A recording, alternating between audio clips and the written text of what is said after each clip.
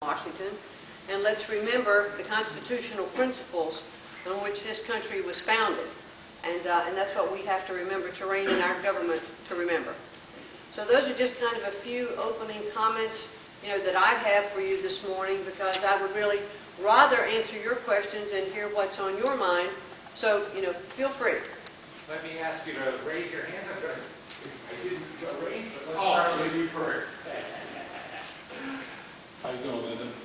My basic question is, and I'm very adamant about this and very serious about electrical generators in the state of Connecticut. I'm a retired electrician from the power company. I'm very well versed on every power station and generator in the state of Connecticut. I feel that we have to do something now, immediately, for electrical generation, because it'll do three things. It'll help clean up brownfields in certain areas. It'll help create many jobs in the state of Connecticut.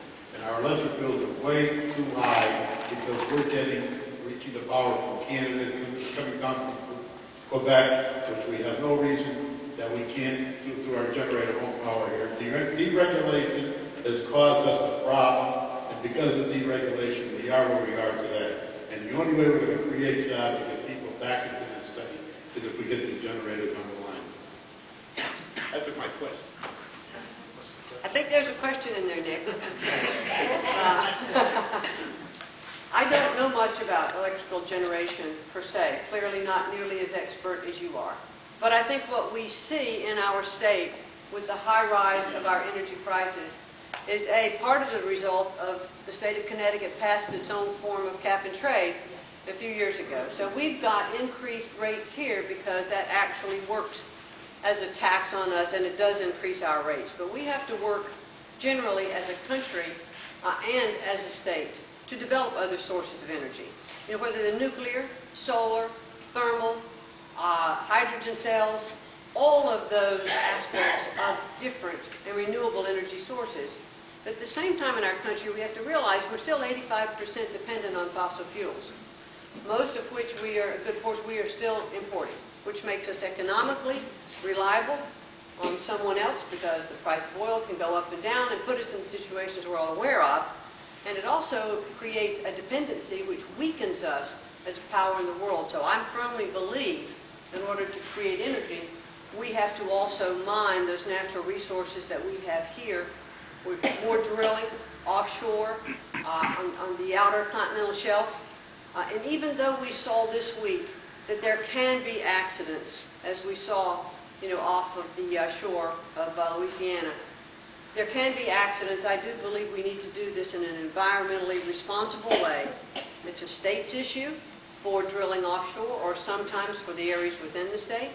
We have federal property that we can go into in the oil shales, as we've proven successful already. And the folks in Alaska, where we've already drilled in one area, now we have ANWRC, which is the federal area. And I believe we can go into these areas and drill appropriately, responsibly, being mindful of our environment. And I think that's how we will drive down the cost of energy across the country and in our state.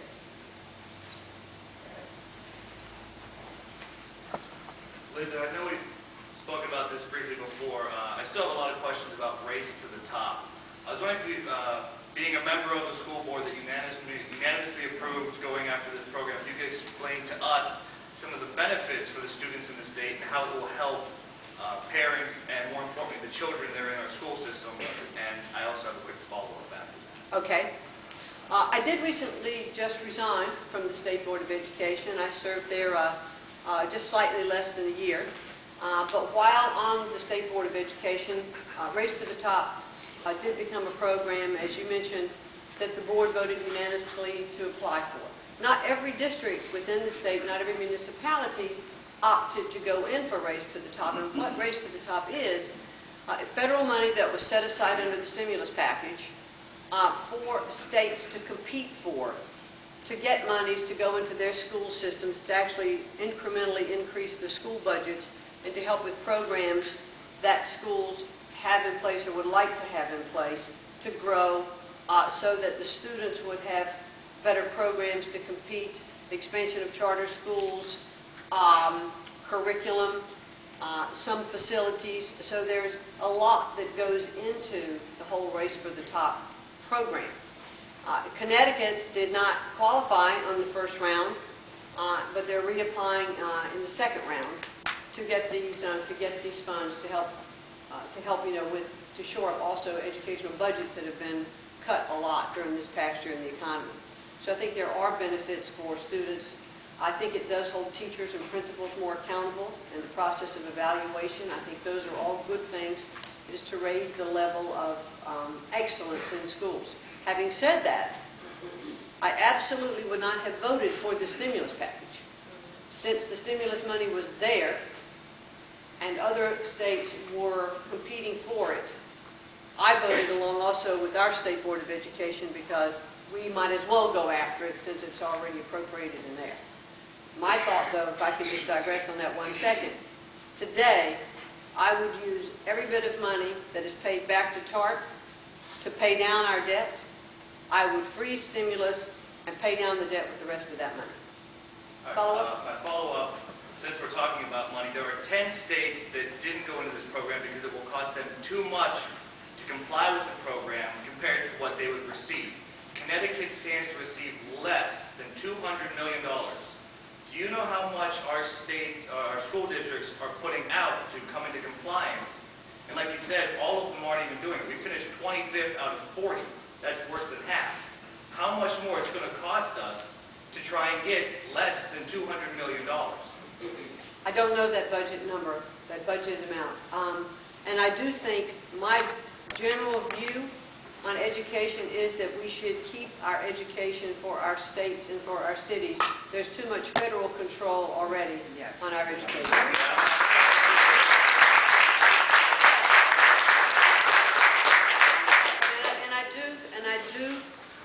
I do believe in more charter schools because I think that they have proven to be effective, and I do believe in selection, of schools. So there's a lot we can do for our education, but the federal mandates over our education has not improved education, over the years. I like the governor's councils that have all gotten together that are trying to look at different curriculum programs because that's a state's issue, and I am all for, local control.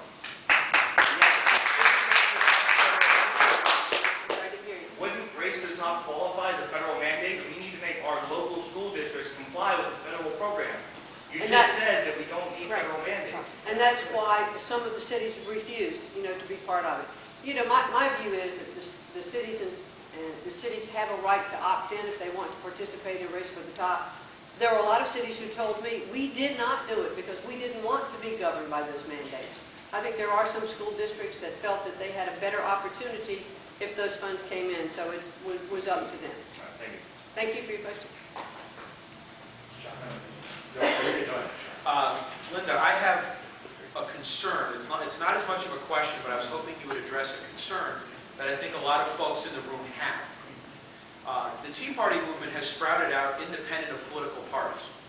In my lifetime, there have been two major political movements within the Republican Party.